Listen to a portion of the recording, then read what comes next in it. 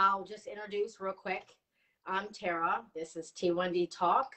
We share stories of signs and symptoms before the official type 1 diabetes diagnosis. And if you want to introduce yourself and if you want to just get right into it, kind of talk about, I'll just let you share the story because the important part is that we're getting the symptoms and signs out there, and then, of course, how the diagnosis was given. Okay, for us, it was a little different. I'm Shelly Isaac. I live in California, so it's 4 o'clock my time, so I'm ditching work a little early today. This is so weird. I feel weird. I'll just say that up front. No, it's, yeah. I've never done this before, so it just seems unnatural. But I do know how to talk, so I'll try to talk slow. Yes, and you're doing fine. Okay, so my son is named Jason, and we just passed our anniversary. Last Wednesday was our 1-year anniversary. We were diagnosed on February 10th, 2020, right before COVID. What a time. Yeah. For us, it was less about not getting diagnosed and more about denial, I think. My husband's father was type 1 diabetic, and my maternal grandmother was as well. So we both had experience in our family, and we just hoped, like everybody else, it was going to not make its way into our direct life. But my son is active and plays soccer, football, basketball, baseball, likes to swim and all that stuff. And so I started noticing probably soccer season that he was losing weight, but he seemed like he was also growing, and he was at that time 10, almost 11. So it seemed he's like about to move into puberty. It didn't seem too odd. For us, I think the weirdest thing was he always asked for like a juice or a Crystal Light. He wasn't much of a water drinker, and this kid was drinking 1-2 bottles of water a day. And then when he was super active, he could drink as much as me, and I'd try to drink a half a gallon or more a day. So he was measuring up, and it was kind of odd because he was just saying, no, I don't want to put stuff in it. I just want the water, and it just seemed strange. Also, for us, like he was real moody, but I think when did you notice that? Like in soccer season, I would say October. Like I started really seeing him strange, and then they changed our game times from the afternoon to the mornings, and it was supposed to be his year. Like he was really ready, and he was probably top 3 on his team. He's playing forward, and we would see him just mid-game just lose it, couldn't pay attention, wanting to like have breaks, asking to get out, which never happened before. It was just super different. And then he would get angry over like small stuff, and he'd be yelling at the refs. It's like, who's this kid? My kid is not usually like this. And they would eventually take him out, and then he didn't want to go back in. And so it was just weird. And he'd be like, this isn't good. And he'd just be angry and couldn't, and like, even like at times teary over small things that even if it was going good, he just could not get there, and just drinking all this water and just different personality wise. And so I'm like, wow, this is really strange. And for me, again, I thought he was just growing, and I'm like, what kind of adolescent am I raising? I was a little nervous because like his outbursts were really bizarre, and we would try to change what we gave him for breakfast or pre sports to see if it would help. And what now I see what I was doing. Before, I don't think I did. We were probably putting him very high, and his attitude when he is high is super difficult.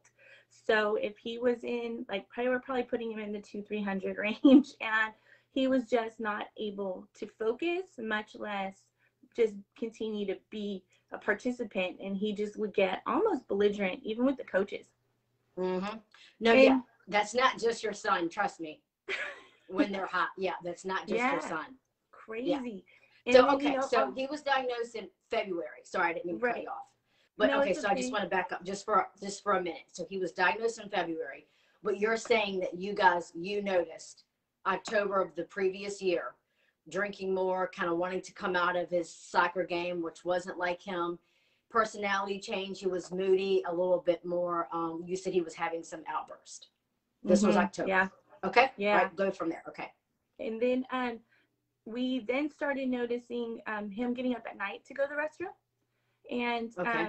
And then that kind of, because we weren't with him during the day for school a lot.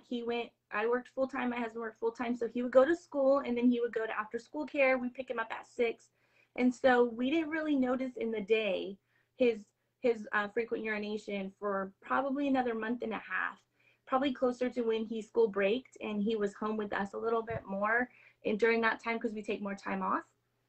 But Thanksgiving break, or are you talking Christmas break? Christmas, Thanksgiving Okay. a little bit, but more Christmas, because he just he was kind of, and he was getting kind of tall and thin, but he wasn't like, he's growing. So, you just don't think, and we had plans for him to have a physical in March. So I'm like, okay, we're on track. We'll just talk to the doctor about it then, maybe she can give us some tips on some of this adolescent angst that we're going through, and, we'll figure it out. But we started noticing on the weekends, every time we would go somewhere, he had to use the restroom. And he hadn't really done that since he was 3, when he had to visit every restroom we went to because he just needed to see it. But yeah, it just was like, okay, no. And I would even send my husband to go, can you make sure he's going? Because he just went. Like, I don't get it. We So went you're from thinking the house. this doesn't make sense. No, we went from the house to Target. We were in the car for 7 minutes. Like, why does he have to go to the bathroom as soon as we walk in? And he'd be dancing. I'm like, this doesn't make sense. Yeah. And I kind of was just in my head talking to myself about it, not really wanting to like make the call and ask the doctor right away. And so then I told my husband, I said, hey, do you see this too? Am I being paranoid? What do you think? And he was kind of like, well, let's just watch and see how, because I don't know. He goes, maybe just has to go. I'm like, okay, all right. So we waited. And what took us to the doctor on February 10th was the weekend before his friends were over. And they were commenting on how much he goes to the bathroom. And one of his friends was like, it's like school. Like, you got to go every 10 minutes, Jason. What's your problem? And I was just like, oh, it's not, this is all the time. Like, nobody had told us anything at school, but his friends were noticing. And I'm like, yeah, okay, this is not right. And my husband and I both looked at each other and went, I don't think we can ignore it. I got to make a phone call tomorrow, which was Monday. It was Sunday. And talk to the doctor, see what they say, and see if she'll see him earlier, or if she thinks we should come in. It's worth a call.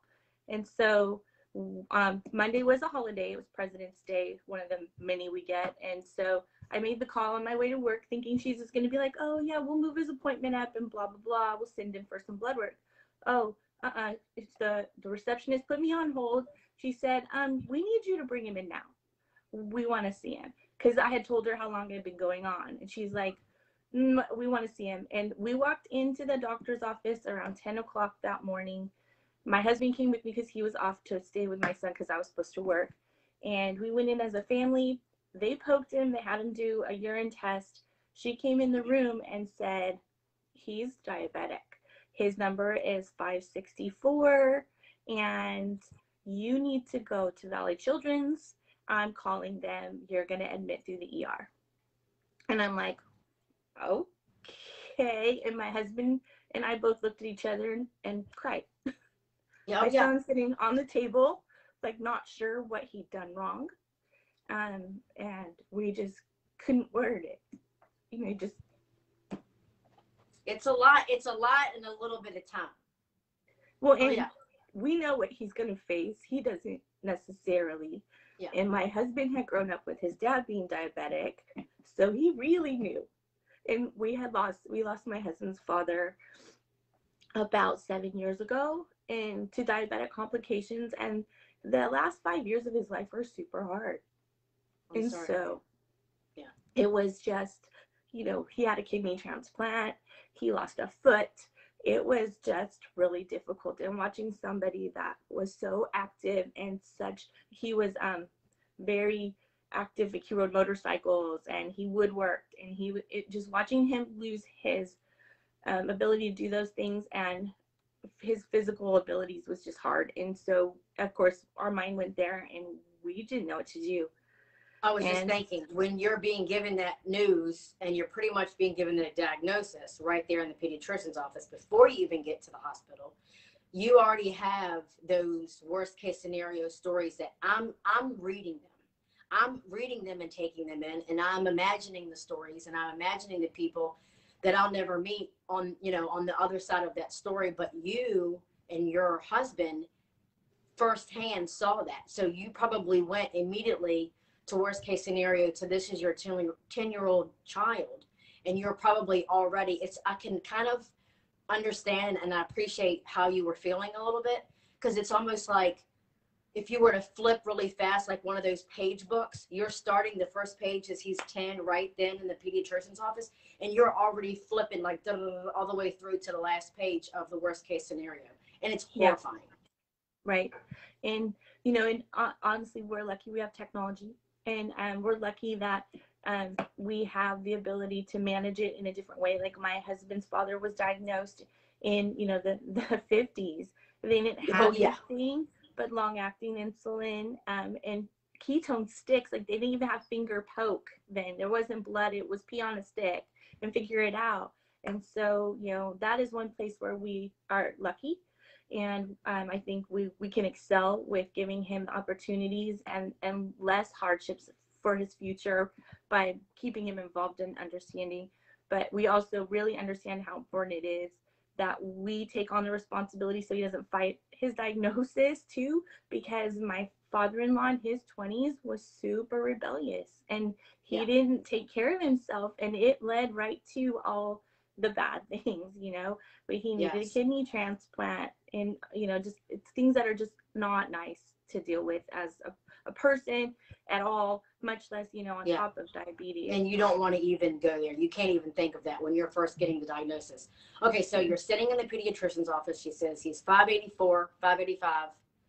You're going to go to the ER. Yeah. Okay, so you're going to go. So what happens? You guys collect your thoughts. Yeah, well, try to drive. Able to actually move, right? Yeah. So I said, okay, so my son's been a little bit accident prone in his life. So we had another situation before where we got sent to the emergency from the pediatrician's office. And I said, well, can we go home? Because I knew that we were going to be there. I just knew it wasn't going to be an in and out. And so I'm like, we go home. Can we get a bag? Can we, you know, put ourselves together? And she's like, of course. She goes, you don't have to go right now. She goes, but you need to get there before lunch. And I'm like, okay. And she's like, and please don't feed him. And she's like, just wait. She's like, I want them to be able to run the labs when you get there. He hasn't eaten since breakfast. We have time. It'll quicken our admit time, and it'll quicken our ability to do the right steps for him, and you won't have to wait. And I'm like, okay. So when we were finally able to actually get up, she hugged us because we were just shaking. It you know, and she's like, I'll call you, because she's been with us since the day he was born. And so she's like, I'll call you and I'll check in, and, you know, and I'm putting you in good hands. And she usually has. So we trusted. We came home. We wandered around the house about 20 minutes, and we didn't put anything in a bag. We didn't. It was kind of like, are we really going to the, I don't know. And it's like, we're going. And even my son at some point was like, we're going to go to the, I'm like, yeah, we have to go to the ER. And he's like, okay. And so then we finally put stuff together, and we got there. I would think it was probably about 11:15, and height of flu season in California. So it's super funny is we had to wear masks because we were healthy, and all these people in the waiting room are hacking and throwing up. And we did get in quicker, but they tried to segregate us, but there was probably 65, 70 children in this ER waiting room. Yeah, of varying differences of illness and flu and respiratory cold. But we got taken back. It took probably 40 minutes. And by the time we got back, they were ready for us. And the endo was in hospital. So they took him, gave him his blood work, poked his fingers, did all that. And they were waiting for the protein test because that's, I guess, the DKA marker, because he wasn't really acting like DKA. And luckily he wasn't. In DKA, we just caught it super early. And we got high fives throughout the ER for being early to the Nice. diagnosis and limiting our time in the hospital. I mean, they basically said you just kept yourself out of 2 days in ICU, which Yeah. was nice. you know, yay, Oh yeah. good job. I feel horrible still, but yeah. Right. And we made it back to we got admitted in time for dinner, but it was late dinner. It was actually 8 o'clock. They had to just kind of find something for him. The kid was starving, but he has been our rock in all this because he just took it like a champion. And we sat there like a couple of idiots looking at each other going, is this real? You I know? know. And I did the same thing too. I remember just blankly staring out the window. And when my daughter Cassie was diagnosed, she was also 10 and she was diagnosed in October. And the leaves were starting to change. And I would stare, I would stare out the window. She was kind of in and out of sleeping and hooked up. And I chose to look out the window. And I would just kind of let my mind go for 2 or 3 minutes at a time. I would watch the cars at the stoplight, or I'd watch people, see if this person was in a jacket or if the leaves were changing. And then like I would remember, what's going on, and not that I was forgetting where I was. And then I would look over at her, and the view out the window was a whole lot better than looking at Cassie. And so I remember doing the same thing, just staring blankly. Just you can't even put into words how you feel. It's a defining moment, obviously, yeah. and there are no words for it. It's probably one of the biggest moments that you felt up until that time, and there are no real words for it. It's And there's interesting nothing for you you. can do to change it or make it different or better. And then then they start wanting you to absorb information, and you're like, I'm numb. Like, what do you mean you want me to I absorb? could do an hour just sitting here talking about that when you're supposed to be with it and comprehend and take this in and then put it into action all over literally overnight.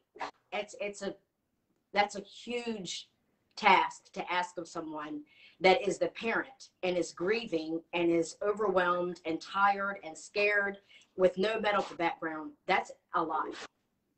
Yeah, It's a it lot. was. And you know, I'm also, whoa, my dog and my cat are gonna have a fight. I don't know. My cat is laying where the dog likes to be. So he's It's having a fine. fit. Oh my goodness. Charlie, come here. Okay. Anyway, So you're in the hospital with him. yeah, and only one of Do us you want could to talk stay about? over. Yeah. Do you want? What did you? I'm sorry, I cut you Yeah. off. Do you want to talk about what happened in the hospital? So that first night, you talked a little bit about he was there. It was dinner. They had to quickly just find him something for dinner. Yeah. How long did he stay? What was the transition like from there Okay. to home? Well, And then if you want to just talk about kind of like wrapping up the signs and symptoms so we can get it out there to parents that yeah. have no idea. Like for us, like I said, we didn't have to do a lot. He still had to do the insulin slow drip sugar water transition, but Okay. a lot less of an option. Like that was and so and the next morning my husband and I had education starting at 8 a.m. right off the bat, but they didn't make us do anything that evening except for watch and take notes. She did make us carb count his dinner, and he was starving, so he wanted snacks, and so we had to talk about that up front. So the nurse did kind of make us participate in that a bit, but she didn't make us do any of the actual caretaking. The following day, we did it all. They brought us insulin in vials and syringes, and we had to do it all. Ketone sticks, you name it. Every time they needed to poke him, they would poke him and we would poke him. It was like, and we would compare and we would talk about and it was just like fast forward brain education. Okay, he wants this. What are you going to do? And they had us on a fixed carb, so he could only have 60. So when he got to pick what he wanted, he could only pick. And he was never full. And the whole time he was there, he would cry when they were out of the room, I want a snack, I'm starving. And part of that I now know is because he had lost almost 15 pounds, and he was starving. He was literally starving. So it was a fast education. I felt like we stayed for 3 days, but the first day we spent in ER. So just 2 days. We got out at Yeah. 3 o'clock the third day. And Okay. like I said, they put us, we fast tracked. We saw the endo. She would come first thing in the morning and also last at night. So she would come like around 8, and then she would come again around 4. And in between, the diabetes educator would come in and fill our minds full of stuff we didn't understand and hand us books. And it was like, okay. And while they were gone, we'd sit there and look at it and go, I can't even read it. I don't, I don't. And then they would come in with food and be like, okay, tell us how many carbs and let's poke his finger. And like I said, the whole time he's like, okay. And he played video games. And at first, like, we just didn't really involve him in the process because we couldn't. It was just like us trying to get it under control. We're like, and they kept telling us too, we don't recommend that you put this on them. This needs to be a parental thing at this point. And when he'll let you know when he's ready. And it's happening. Like, he's taking on his own responsibility slowly as over the year. But yeah, it was a fast 3 days. And I know that when they said it was time to go home, while I wanted to go home, I wanted to take my diabetes educator with me. But you know, one thing that was good is they called us every day.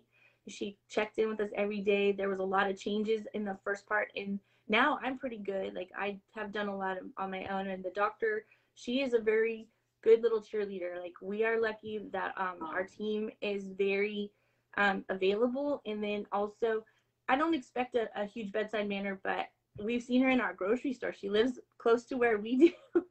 Like, one of the first 2 weeks we were home, we were shopping, and she's in the grocery store. And honestly, we were ashamed of our cart because we knew there would. Oh, wow. Okay, that's funny. We're like, we're trying, but how do we say no? You know, and we allow him to eat what he wants. But it's interesting how he transitioned himself too. Like, your body will ask for what it needs and give up what it doesn't need too. So some of the worst habits he had don't exist anymore. Like, he was a huge snacker at 3 o'clock, 3 Oreos with milk every single day. So we don't even buy that anymore. Yeah. And so, you know, because you gotta think of, is it worth it? Exactly. Is it worth it? It's funny how you change up for what is and what isn't worth it. And you know, you make those choices and you move on. But I mean, if she was like, your card is fine, you don't need to worry, you're okay. But we were embarrassed. I'm like, did we just turn around and walk the other way? Because I don't. Well, I mean, 2 weeks in, you gotta be, that's just like, you gotta have a little bit of grace period, probably. Yeah. But you know, it's just, you know, and then part of one of the bigger transitions is helping family understand, and the misconception that this is about sugar. Because even like my mother-in-law, who lived with my father-in-law all those years, she kept saying, how much sugar does it have? And I'm like, I don't care about the sugar, it's about the carbs. Wow. And it was like, I was tired and obviously probably not very patient, and there were plenty of times when I'm like, if you say sugar one more time, I'm like, I can't, no. And you know, of course, my husband went to his family for support because he felt like they'd been through it. Now we realize how little his mom actually participated, because his dad was very independent in his control, and he was also very stubborn in how he managed his condition. So like, what we do is new to her too. Wow, interesting. And can you imagine how much has changed though? Not only like the treatment and the, you know, like she keeps saying sugar. You know, that might have been what they called it, you know, if this is the same, I'm assuming this was the one, my father-in-law. So the 50s, I mean, they didn't, you know, can you imagine how much even just like the terminology and I mean, just like now, I don't think it's referred as, you know, they are trying to get away from the term of juvenile diabetes, and, you know, really trying to, you know, make the difference between type 1 and type 2. And so, yeah, I'm sure a lot has changed. And even though that, you know, she has some knowledge, what she knows from then is different from now. Yeah. Yeah. And like my husband will say too, like, I swear my dad only took one shot a day. And I'm like, well, that was probably his slow acting insulin, but he had to do something. And then we talked to his mom, and she's like, yeah, he didn't do it per meal. He took a little Humalog, or it was like a 50-50, she said, in the morning and a little at night, and then his long acting. And I'm like, wow, this is just crazy. And like the ranges he kept himself in like almost the 150 to 250 range, which we all know, okay, now we understand why there was internal damage, because you're running high all the time. So I don't know. It's definitely different. And I just try to, like, clean slate. I just want to do us. And I also want people to not be afraid that my kid has diabetes. You know, like, are we worried about his friends? You know, are they going to invite him? What do we do for parties? His birthday came up a month after diagnosis. It was 2 days after they closed us down for COVID. At the same time, it was like, how do you even do this? And we're kind of working on the let them eat what they want within reason, you know, and then special days are special days. Yeah. Thank you so much, Shelly. You did great. You got through it. I barely cried. No, it's, you know, it's to be expected. I mean, you know, this is fresh for you. And, you know, luckily, you know, he wasn't in DKA, you know, when he was diagnosed. You were able to kind of spare him that. It's scary. Still worry. I still just worry because we honeymoon. We're still in the honeymoon phase. So we see all these ups and downs, and our line is a huge roller coaster. And sometimes it just looks like a mountain all day. But, you know, it's like, I worry about, you know, him going into DKA, you know, even with our best effort, because I don't know if I miss it or, you know. Yeah, it's definitely something, you know, if you sit and overthink it, you really can freak yourself out. For sure. But so just, again, you know, this video will be shared. Obviously, you can share it if you like, but the whole goal for this is to get it out there to the parents that don't know, are completely clueless, have no prior knowledge of type 1 diabetes, and, you know, just boom, boom, boom, the symptoms that you know, really quickly wrap them up, and then we'll be done, and then this will go up and hopefully help someone. Okay. Like, for us, it was definitely the thirst. He was drinking a ton, but on top of that, it was the frequent urination was almost hard to miss. And so we had weight loss. We also had extreme mood, like very, very moody. And probably because he was high all the time. And he definitely was showing those signs. And again, prepubescent, I think it's easy to miss. I'm glad I made that phone call. I think it's worth the phone call. I get so upset when I read on the posts the doctor's not taking these things seriously. I just feel so blessed and lucky that our doctor listened and went right to the finger poke, right to the urinalysis, and said, no, we aren't even going to mess with this. So I pray that is something that more doctors will do and be more active, and less kids will end up in the hospital thinking they have the flu and turning out that they have type 1 diabetes. Right. And it can be, I mean, it is. I would love to see finger pricks done at routine, like back to school physicals. And I've said this before, and I made a video about that. It's just such a simple, easy thing. You know, it's a finger prick. You know, they have to have sports physicals. They got to have, you know, when they go get immunizations. And it seriously is just like a finger prick. And, you know, if you can see that the finger prick is 310, it's type 1 diabetes. And you're finding out in a pediatrician's office, and you're not in the emergency room waiting on a bed in intensive care, or worse. Yeah. Right. Because it's just a ticking, once it's in motion, it's like the hourglass that you flip over. It's just ticking down. It's just ticking down. And it's going to just, you know, go nowhere fast. It's going to be bad if you don't catch it.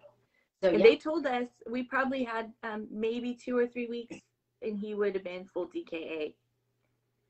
Wow. He was close. Like, I was in denial for 2 months, and in that 2 months, I probably, we put him even closer to that potential. Wow.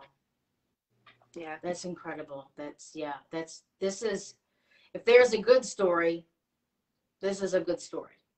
Does that make sense? Do Sure. you know what I mean? Mm-hmm. I do. Yeah. I do.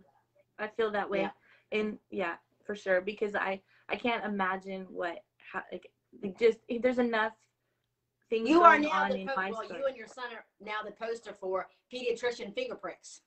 Right. And, and luckily ours was right. She was on it. Like I said, all I had to say and even what was even better is when I called and I talked to her intake person that makes the appointments, she knew she needed to talk to her right then. Like, she didn't say, okay, let me talk to the doctor and call you back. She put me on hold, talked to her, and I mean, it was less than 2 minutes. She must have already had a suspicion. Yeah. Well, my pediatrician trains her staff well. When people call, these are emergency situations and we don't mess with them. Right. We go for this. And so that was lucky too. Yeah.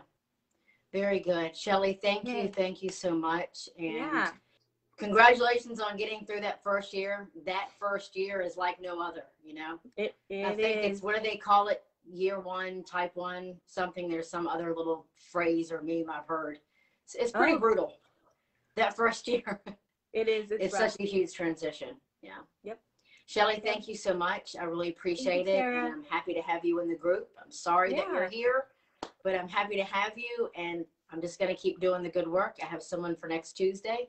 And hopefully someone sees it and we save a child from DKA and before it gets worse. So thanks so much. Yeah, thank you. Have a good day. You too. Bye.